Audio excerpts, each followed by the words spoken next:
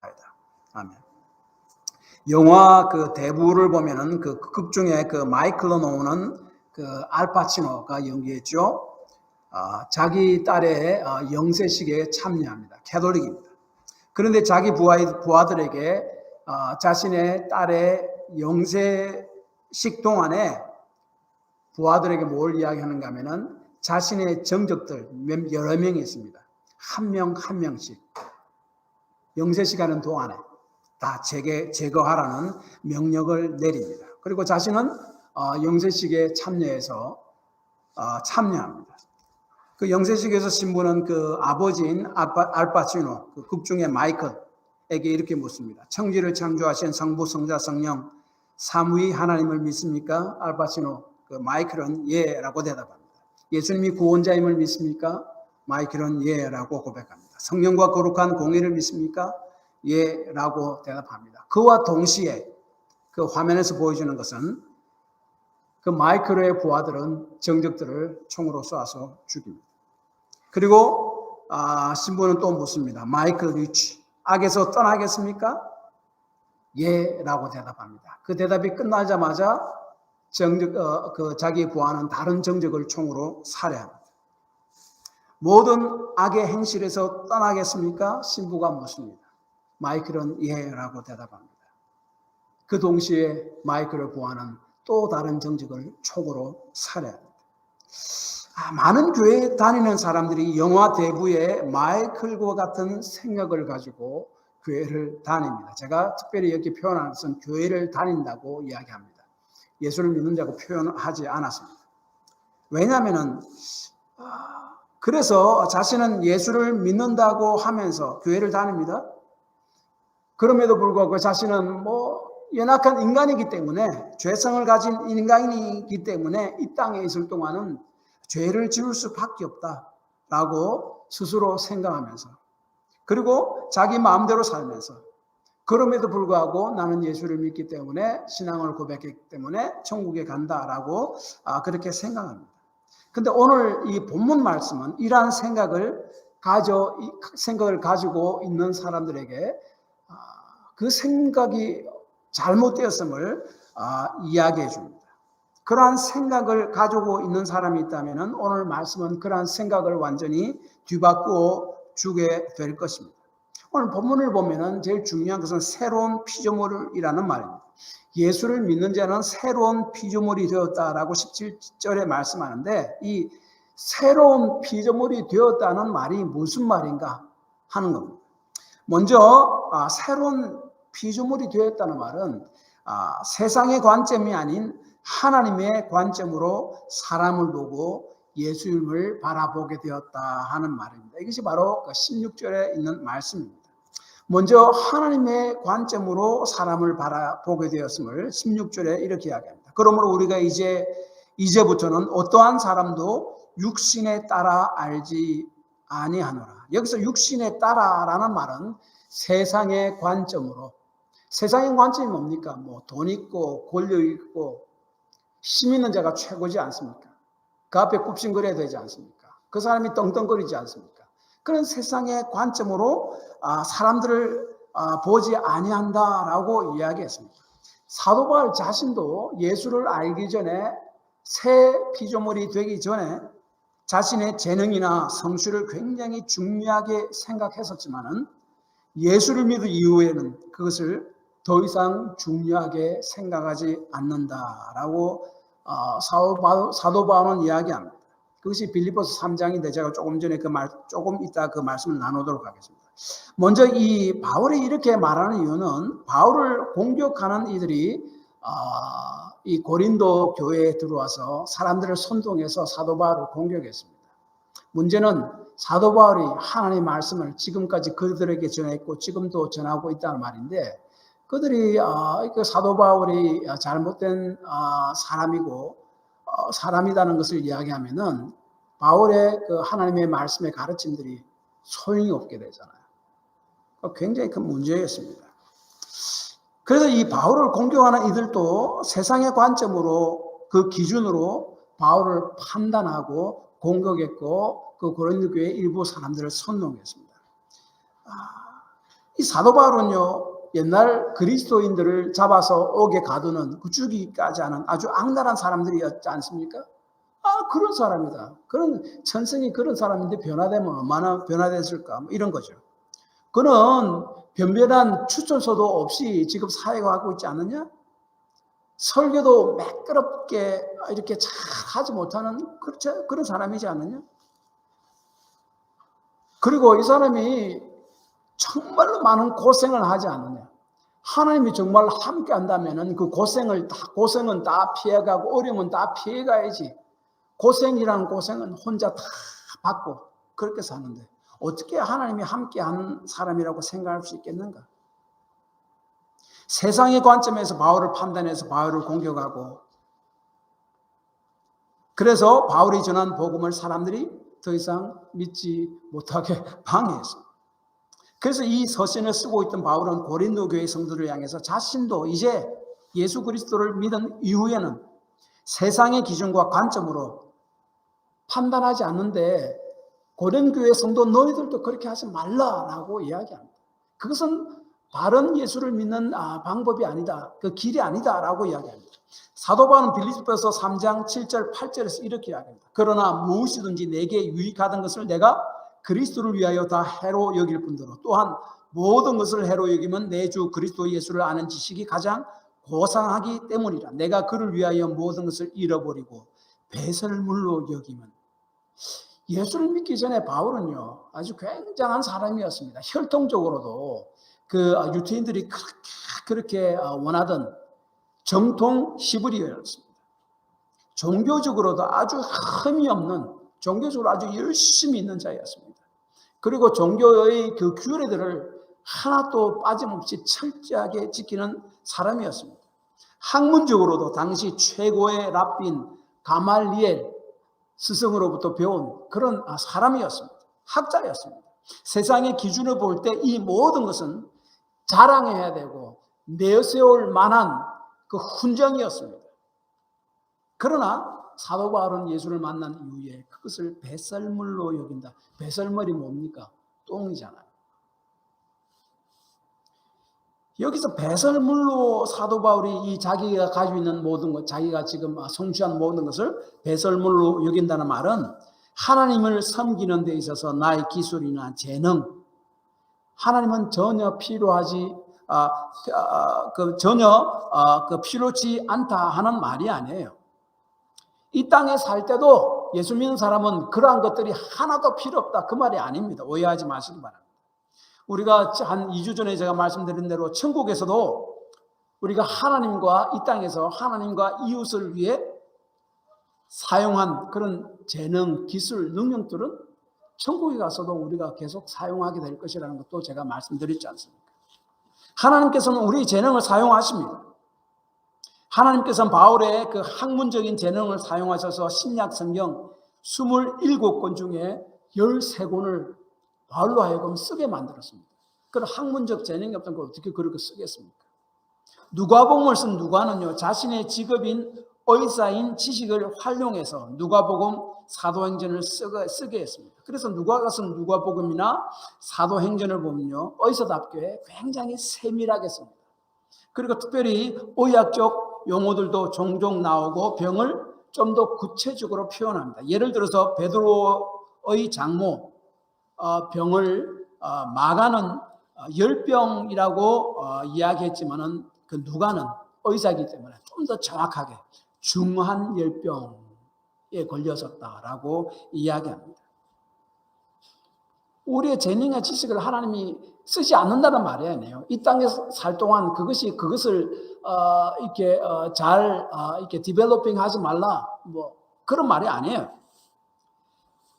요한나라는 예수님을 따르는 훌륭한 여인이 있었습니다. 이 요한나는 누군가 하면은 헤롯의 재정 출납을 당하는 청지기 구사의 아내입니다. 상류층 귀분이었습니다. 다시 말하면은 재정적으로 충분했고 그래서 여러 가지 주를 위해 일을 할 수 있는 그런 사람이었습니다. 아리마대 요셉 사내들이 공회 회원, 즉 오늘날로 이야기하면은 국회의원이었습니다. 그만큼 재능이 있는 사람이잖아요. 능력이 있는 사람이잖아요. 하나님 그런 사람들도 사용하셨습니다. 구약을 보면 또 재밌는 것이 하나님의 성막을 지을 때 각 재능 있는 자들을 하나님이 불러 모아라고 그럽니다. 그들이 성막을 만들 때 휘장도 짜고 수도 놓고 뭐 번제단도 만들고 법궤도 만듭니다. 근데 그 성막을 만들 때 출애굽기 31장 6절에 보면 이렇게 이야기합니다. 지혜로운 마음이 있는 자에게 내가 지혜를 주고 그들로 내가 명한 것을 다 만들게 할지니, 여기서 지혜로운 자들에게 내가 하나님이 지혜를 주라고 이야기하는데, 먼저 그 지혜로운 자라는 것은 그 히브리어로 그 숙련된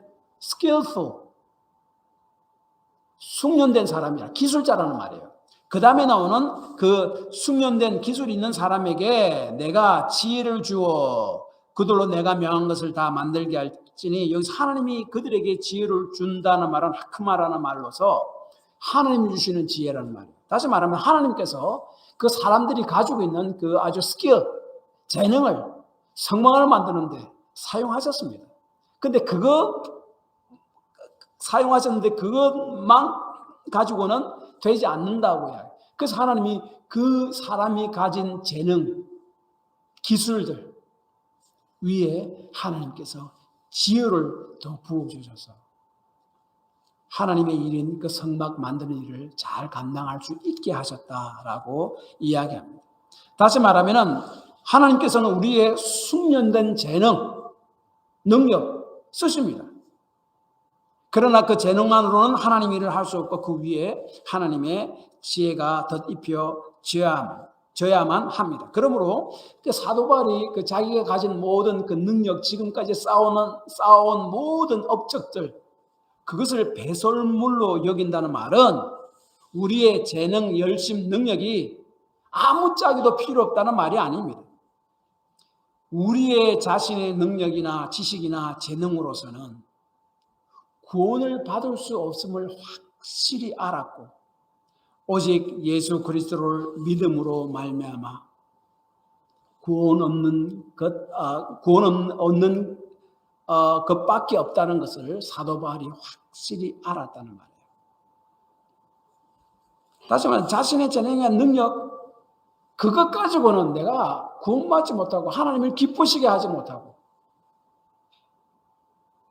그것은 안 된다는 거예요. 그래서 그것을 하나님 앞에 설 때에 내가 구원받으려고 할 때 그것을 내가 자랑으로 내놓지 않는다는 말이에요. 그러나 예수를 믿은 사람에게, 구원받은 사람에게 그 사람이 지금까지 자기가 쌓아온 그런 재능이나 능력을 하나님이 사용하세요. 그러나 그것만 가지고 사용하라면 되지 않는다. 그 위에 하나님의 지혜가 더 부어져야 된다라고 이야기합니다. 그래서 사도 바울은요, 그 사실 때문에 주님 앞에 항상 겸손할 수밖에 없습니다. 자기가 세상적으로 볼 때 정말로 그 내세울 것이 많은 사람이지만 그것 가지고는 자신은 도무지 구원받지 못한 사람이라는 것을 알았습니다. 그런데 어떻게 그걸 가지고 하나님 앞에 또 사람들 앞에 자랑합니까? 아무짝에도 쓸모없는 배설물과 같은 것이다. 그러나 구원받은 이후에는 하나님이 그것을 사용하실 것이다. 그러나 그것만으로는 안 된다. 하나님의 지혜가 더 부어져야 된다. 라고 이야기합니다. 또한 이 세상의 관점으로 사람을 바라보지 않는다는 말은요, 우리 자신에게 적용한다면 이렇습니다. 우리 자신이 세상의 기준을 볼 때 아무것도 가진 것도 없고 많이 배우지도 못하고 몸도 그렇게 건강하지 못할지라도 예수님의 피값을 주고 산 정도로 고귀한 자라는 자기 인식을 분명히 가지고 있다는 말이에요. 그것이 바로 세상의 관점으로 사람을 보지 않고 내 자신을 보지 않는다는 말이에요. 그래서 예수 믿는 사람들은 사실은 주눅들 필요가 없습니다. 예수님의 피값을 주고 우리를 살 만큼 우리는 예수님의 피값만큼이나 가치 있는 고귀한 자입니다. 그래서 고린도전서 6장 19절 20절에는 너희는 너희 자신의 것이 아니라 값으로 산 것이 되었으니, 나는 예수님의 피값을 주고 산 만큼 고귀하고 가치가 있는 존재임을 우리가 분명히 기억해야 됩니다. 그래서 하이델베르그 요리문답서 오늘 우리가 읽었죠. 질문 1을 보면은 이렇게 질문합니다. 삶과 죽음 가운데서 당신의 유일한 위로는 무엇입니까? 답은 이겁니다. 나의 것이 아니라 나의 신실하신 구원자이신 예수 그리스도의 것입니다.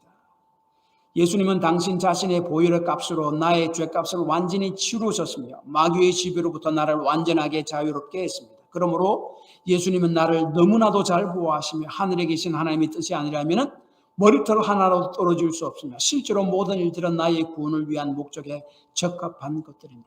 예수님 피값을 주고 샀기 때문에 나는 하나님의 것이 되고 그러므로 하나님이 자기의 것을 끝까지 보존하신다. 그것이 바로 이 하이델베르그 요리문답서 질문 1번의 말입니다. 그래서 나를 하나님의 관점에서 세상의 관점이 아닌 하나님의 관점에서 바라본다는 말은 세상의 기준으로 나 스스로를 판단하지 않는다는 말입니다. 하나님의 기준으로 하나님의 관점으로 판단한다는 말입니다.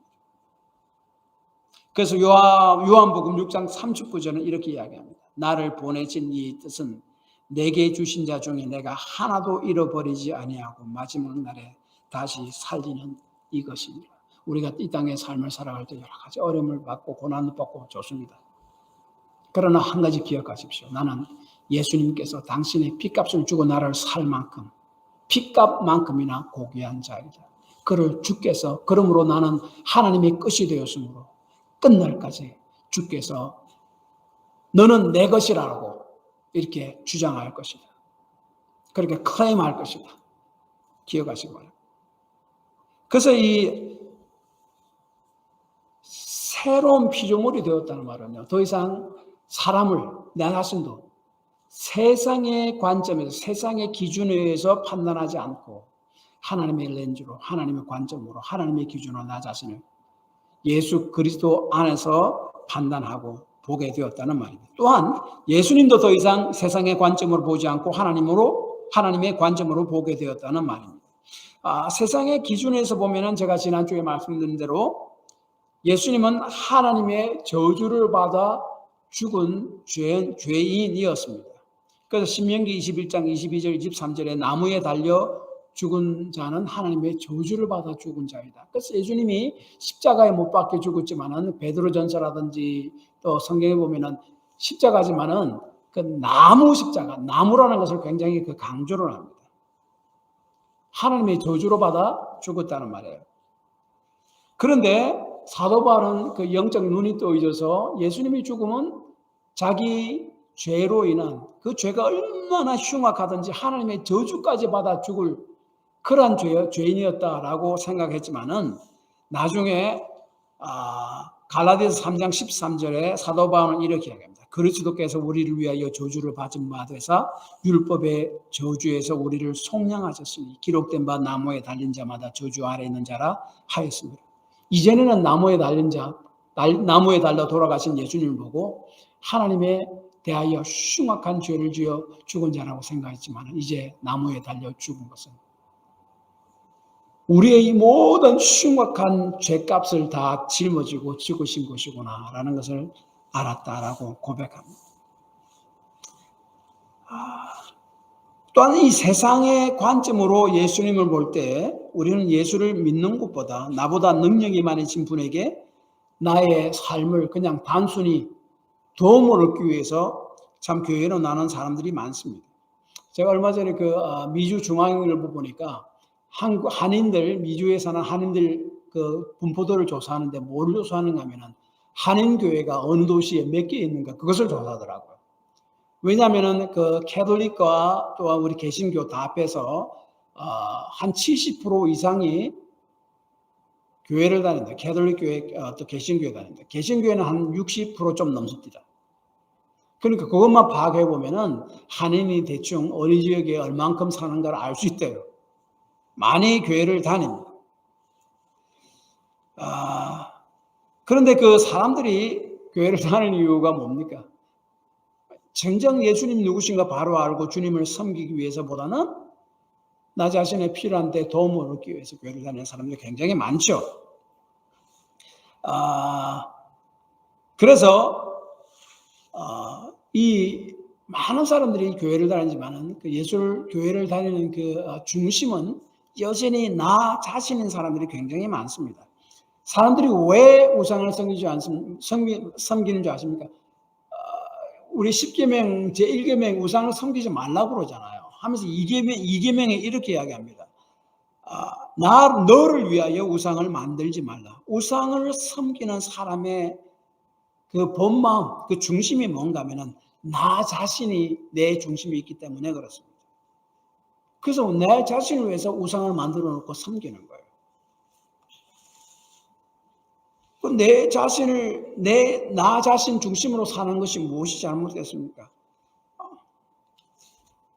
사실은 잘못된 결과를 낳기 때문에 그렇습니다. 어제 그 눈폭풍 때문에 우리 사다 나왔던 그 제너레이터, 전기가 다 나가면 그걸 털어야 되니까. 저희들은 이제 이 전기가 나가면은 물도 사용할 수 없고 아무것도 할 수 없으니까 그것을 이제 몇 년 전에 사놨습니다. 근데 그것이 이제 혹시나 갑자기 전기가 나가면은 이렇게 사용해야 되니까 1년에 한 번씩 겨우 쓸까 말까 하는데 사용법을 또 모르잖아요. 그래서 한번 시험해 보기 위해서 꼭 필요한 것이 뭡니까? 인스트럭션, 사용 설명서를 보는 겁니다. 그런데 사용 설명서를 다 무시하고 아이고 내 마음대로 해야지 해봤자 되지가 않습니다. 만약에 전기가 다 나가게 되면은 막 제너레이터는 있지만은 여전히 추위 가운데 깜깜한 가운데 뭐 물도 없이 살 수밖에 없습니다. 그래서 이것이 바로 나 중심으로 산 결과가 바로 그와 마찬가지라는 거예요. 나 중심으로 사는 것은 하나님을 떠난 것이고, 그래서 결국은 하나님과 관계가 끊어져 버리고, 그 결과로 우리는 하나님을 떠나서 내 마음대로 산다는 것이 좋게 산다 하지만은 하나님이 싫어하시고 죄악의 삶 가운데로 우리가 결과론적으로 살 수밖에 없다는 것이 성경이 말씀하는 바입니다. 아담과 하와가 타락했을 때는 결국은 뭡니까? 자기 자신이 중심이었기 때문에 그렇습니다. 자기 자신이 하나님과 같이 되고 싶은 그런 마음이 있었기 때문에 하나님을 위한 삶이 아니었습니다.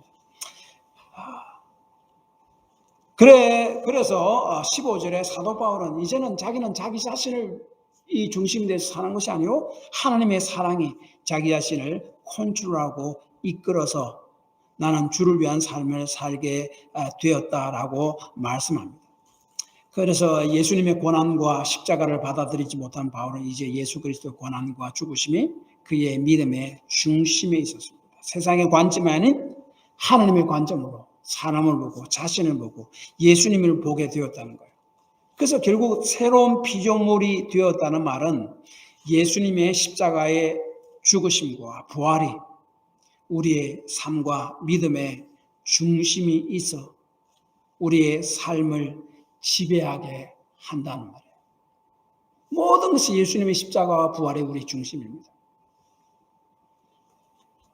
또한 새로운 피조물이 되었다는 말은 죄로 인해 깨어진 하나님의 관계가 회복되었다는 말입니다. 14절에 예수님은 모든 사람을 대신하여 죽으셨다라고 말씀합니다. 또 모든 사람이 죽은 것이라고도 말씀합니다. 그래서 예수님의 죽으심은 우리 죄를 다 짊어지시고 우리가 받을 죄에 대한 형벌을 대신 받으십니다. 대속적 죽음을 이야기합니다. 그래서 이 대속적 죽음으로 말미암아 우리가 새로운 피조물이 되었다. 그래서 하나님의 소유하심이 되었다. 우리는 하나님의 소유가 됐고 예수님의 피값만큼이나 귀중한 고귀한 자가 되었다라고 이야기합니다. 그런데 이 14절에 보면은 새로운 피조물이 되었다라는 말은 내가 예수님과 함께 죽었다라고 이야기합니다. 보십시오. 14절에 보면 예수님께서 죽으셨을 때 모든 사람이 죽은 것이다 라고 이야기합니다. 15절에는 예수님을 위해 살게 하려 하심이라 라고 이야기합니다. 모든 사람이 죽었다는 말은 예수를 믿는 모든 사람이 예수님이 십자가에 못 박혀 죽었을 때 죽었고 그 속에 나 자신도 포함되잖아요. 예수님 믿는 여러분 자신도 포함된다는 말입니다. 예수님이 십자가에서 죽으셨다는 말은 우리 죄를 지고 우리 죄를 대속하기 위해서 죽으셨다. 그것은 맞습니다. 우리가 인정하지 않습니까? 그렇죠? 내가 그 십자가에 죽었다는 말은 무슨 말입니까? 무엇이 죽었다는 말입니까? 그것을 로마서 6장 11절은 이렇게 이야기합니다. 이와 같이 너희도 너희 자신의 죄에 대하여 죽은 자요 그리스도 예수 안에서 하나님에 대하여는 살아있는 자로 여길지어다. 이 말씀 굉장히 유명한 말씀 아닙니까? 너희 자신은, 예수를 믿는 너희 자신은 죄에 대해서 죽은 자요 하나님에 대해서는 살아있는 자로 여길지어다. 여기서 내가 죽었다 말은 내가 죄에 대해서 죽었다는 말이에요. 예수님이 죽었을 때 우리 모두도 죽었다라고 이야기하는데 로마서 6장 11절은 내가 죄에 대해서 죽었다라고 이렇게 이야기합니다. 이 죄에 대해서 죽은 자로 여기라 하는 말씀은 죄에 대해 아무런 반응을 하지 않고 죄에 대한 영향을 받지 않는 자처럼 그렇게 행동하며 그런 체험에 살아가라는 말이 아니에요. 어떤 이들은 이 말씀을 이렇게 이야기합니다. 시체는 아무런 반응하지 않는다. 내가 예수님과 함께 죽었다는 말은 나는 죄에 대해서 시체와 같은 자가 되었다. 그래서 죄가 와도 나는 죄에 대해서 반응하지 않는 자로 그렇게 믿고 그런 체험에 살아가면은 그렇게 된다라고 이야기합니다. 사실은 본문 말씀은 그렇게 행동해라는 말이 아니에요. 여기라는 말은 체하라는 말이 아니에요. 죄의 유혹이 오는데 마치 유혹이 오지 않는 것처럼 행동하라는 말이 아니에요. 유혹은 옵니다. 사실입니다. 그것은 또 직시를 해야 되죠. 그래서 여기다는 말은요, 간주하다 혹은 깨닫다, 인정하다 하는 말입니다. 여기서 제가 제일 좋은 그 단어가 바로 깨닫고 인정하라는 거예요. 무엇을 인정하고 깨달으라는 말입니까? 예수님께서 우리를 위해서 죽으시면 우리 모든 죄를 다 대속하기 위해서 죽으셨고 그 다음에 우리가 죄에 대해서 죽게 하기 위해서 예수님께서 그렇게 돌아가신 것이다. 그것을 깨닫고 인정해라는 거예요. 이 죄에 대해서 죽은 자라는 것은 무엇입니까? 죄에 대해서 반응하지 않는다는 말이 아닙니다. 유혹을 더 이상 받지 않는 자가 되었다는 말이 아닙니다. 오히려 죽었다는 말은, 죄에 대해서 죽었다는 말은 이제는 하나님을 위해서 살 수 있는 자가 되었다는 말입니다.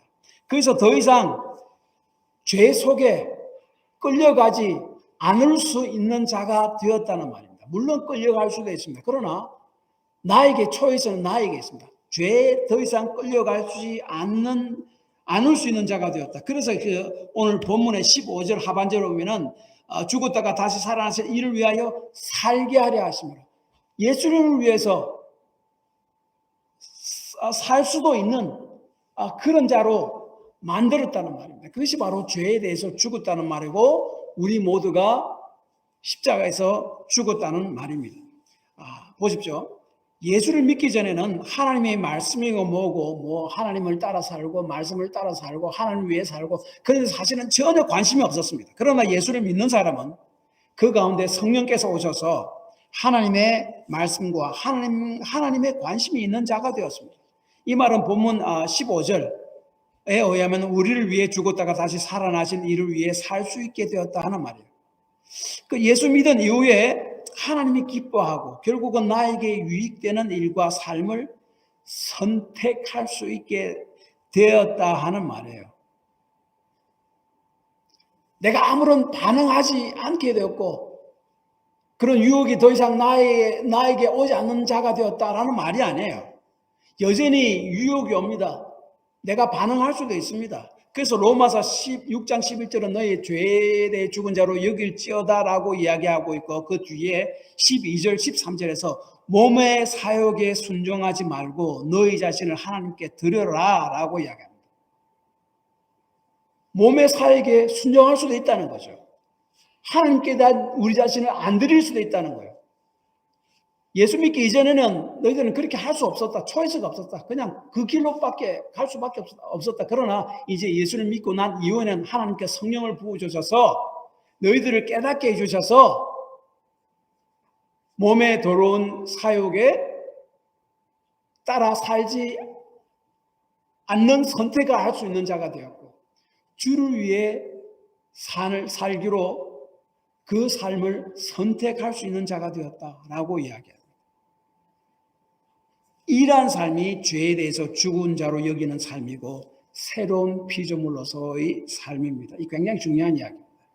즉 새로운 피조물이 되었다는 말은 죄에 순종하지 않고 하나님의 말씀에 순종할 수 있는 자가 되었다는 말입니다. 왜냐하면 믿는 자에게 성령을 주셨기 때문입니다. 그래서 5절에 보면 믿는 자에게 성령을 주셨다라고 이야기하는데, 성령에 의해서 말씀에 순종하는 그런 삶이 가능하게 되었다는 말씀이에요. 그것이 이제 요한복음 14장 21절 이렇게 이야기합니다. 예수님께서 나의 계명을 지키는 자라야 나를 사랑하는 자니 나를 사랑하는 자는 내 아버지께 사랑을 받을 것이요 나도 그를 사랑하여 그에게 나를 나타내리라. 이 말씀 굉장히 또 중요한데, 성령을 주심으로 이 말씀이 이제 그 바로 앞 구절들이 예수님께서 내가 떠나가면은 보혜사 성령을 너희들에게 부어주겠다, 보내주겠다라고 말씀하셨습니다. 약속하셨습니다. 그 바로 다음에 하시는 말씀이 나의 계명을 지키는 자라야 나를 사랑하는 자니, 그 다음에 나도 그를 사랑하여 그에게 나를 나타내리라 라고 이야기합니다. 성령을 통해서 말씀에 점점 순종하는 삶을 살게 되면은 하나님 말씀에 순종할 수 있는 할 수 있는 자가 됐다는 거예요. 예전에는 아예 초이스가 없었습니다. 내 마음대로만 살았습니다. 이제 성령의 말씀에 음성에 귀를 기울이고 하나님의 말씀에 귀를 기울일 수 있는 사람, 그리고 내가 주께 성령님의 그 도우심을 간구하면은 그런 삶을 살 수 있는 자가 된 거예요. 내가 선택하고 그렇게 살 수 있는 자가 되었다는 말이에요. 그래서 그렇게 순종하는 삶을 살다 보면은 그 사람은 점점 예수님을 더 선명하게 보게 될 것이라 하는 말씀이에요. 말씀을 순종하는 자에게 예수님께서 자신을 나타내리라라고 이야기했습니다. 여기에 나타내리라라고 말할 그 헬라어는 또 정확한 그 헬라어 단어가 요한복음 21장 1절에 나옵니다. 부활하신 예수님께서 바닷가에서 고기를 잡고 있는 제자들에게 부활하신 몸을 친히 눈에 보이게 나타내 보여주시는 장면이 나오는데, 그때 나타내다라는 말을 썼습니다. 그 후에 예수께서 디베랴 호수에서 또 제자들에게 자기를 나타내셨으니, 그러므로 21절에 그에게 나타내리라 하는 말씀은요, 내 계명을 지키는 자 나를 사랑하는 자고 내가 그에게 나를 나타내리라, 그 말씀은 비록 예수님을 눈으로는 볼 수 없지만 성령님을 통해서 그를 생생하게 경험하게 되는 삶을 살게 될 것이다 하는 말씀이에요. 말씀을 순종함으로 성령께서는 그러한 힘을 주십니다. 그러므로 나는 예수를 믿었으니 아무렇게나 살아도 천국 간다라고 생각하는 사람은요, 두 개 중에 하나입니다. 그 믿음이 가짜든지 혹은 실제로 예수를 믿었다 할지라도 그 사람은 이 땅에 있을 때 주님을 생생하게 경험하는 삶을 살지 못합니다. 새로운 피조물이 되었다는 말은요, 죄에 더 이상 순종하지 않을 수도 있는 자가 되었고 하나님 말씀에 순종할 수 있는 자가 되었다는 말이에요. 그래서 하나님을 생생하게 경험할 수 있는 자가 되었다라는 말이에요. 결혼한 사람이 마치 결혼하지 않은 독신인 사람처럼 살 수 있습니까? 예, 살 수 있습니다. 그러나 내가 진정으로 결혼을 했다는 것을 바로 아는 사람은, 인식하는 사람은, 깨닫는 사람은 내가 결혼을 했으면서 결혼 안 한 사람처럼 다른 여자나 남자나 만나러 다니는 것은 부적절하다는 것은 알 것입니다. 그렇게 살 수도 있어요. 부적절하는 것이에요. 그걸 아는 겁니다. 죄에 대해서 죽은 자로 여긴다는 말은, 새로운 피조물이 되었다는 말은 더 이상 죄를 위해 사는 것이 부적절하다는 것을 알게 되었다는 말이에요. 성령께서 그걸 깨닫게 해주시는 말이에요. 그래서 내가 하나님 말씀에 내가 연약하지만 넘어지지만 그래도 회개하고 다시 일어서서 주의 말씀을 따라 순종하며 점점 조금씩 살아갈 수 있는 자로 만들어줬다는 말이에요. 그래서 우리 살아계신 주님을 생생하게 경험할 수 있는 자가 되었다는 거예요. 새로운 피조물이에요. 죄에 대해서 죽었다는 말이에요. 아들이 술을 너무 많이 먹어가지고 간에 이제 이상이 생겼습니다. 완전 간경화입니다. 이제 그대로 놔두면 막 바로 죽습니다.